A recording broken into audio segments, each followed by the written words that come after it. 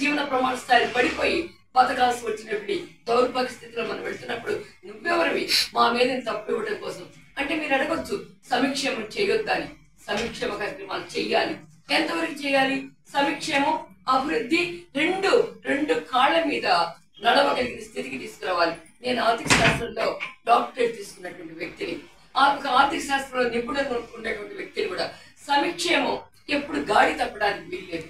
సంక్షేమం అభివృద్ధి రెండు కాళ్ళ మీద పడవగా వెళ్ళినప్పుడు, రెండు సమతూకంలో వెళ్ళినప్పుడు మాత్రమే ఎస్ సంక్షేమ కార్యక్రమాలు చేద్దాం. పేదరికంలో ఉన్న వాళ్ళకి పేదరికంతో పాటు ఎవరైతే కూడా దారిద్ర్యరేఖ దిగువన ఉన్నారో, ఎవరికైతే సంక్షేమం ఇస్తే తప్పితే అభివృద్ధి జరగదనుకుంటామో వాళ్ళ కోసం సంక్షేమ కార్యక్రమాలు ఇస్తూ దానికి తగ్గ ఉత్పాదకతను చూపెట్టాలి. అటు వ్యవసాయ రంగాన్ని ముందుకు తీసుకువెళ్ళాలి, పారిశ్రామిక రంగాన్ని ముందుకు తీసుకువెళ్ళాలి. పారిశ్రామిక రంగంతో పాటు సేవల రంగాన్ని అభివృద్ధి చేయాలి. ఈ మూడింటిలో వచ్చినటువంటి ఉత్పాదక ఫలాలన్నీ కూడా ప్రజలకు అందుతూ ఆ ఉత్పాదక ఫలాల్లో వచ్చినటువంటి ఆదాయాన్ని చూస్తూ ఆదాయ ఫలాలు సామాన్యుడికి అందేట్టుగా సంక్షేమ కార్యక్రమాలు ఉంచాలి. అది వెల్ఫేర్ యాక్టివిటీ, అది శ్రేయోరాజ్యం.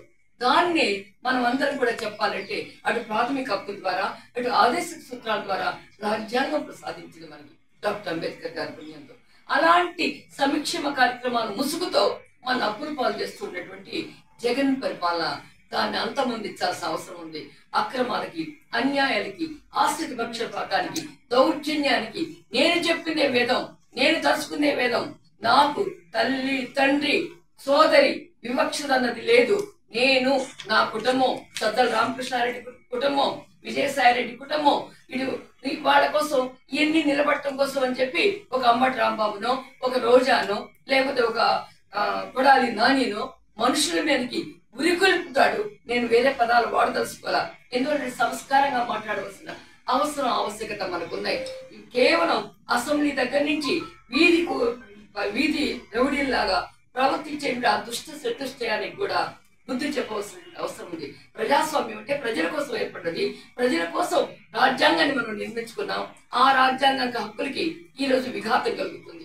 ఆ రాజ్యాంగ హక్కులకి ఈ రోజు అన్యాయం జరుగుతూ ఉంది.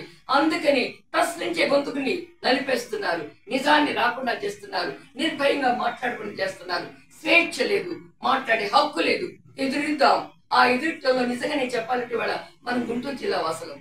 గుంటూరు జిల్లా కారానికే ప్రసిద్ధి, కాలంతో పాటు ఆవేశానికి, ఆవేశంతో పాటు ఎక్కడైనా ప్రశ్నించే తత్వానికి ఆలావలమైంది గుంటూరు.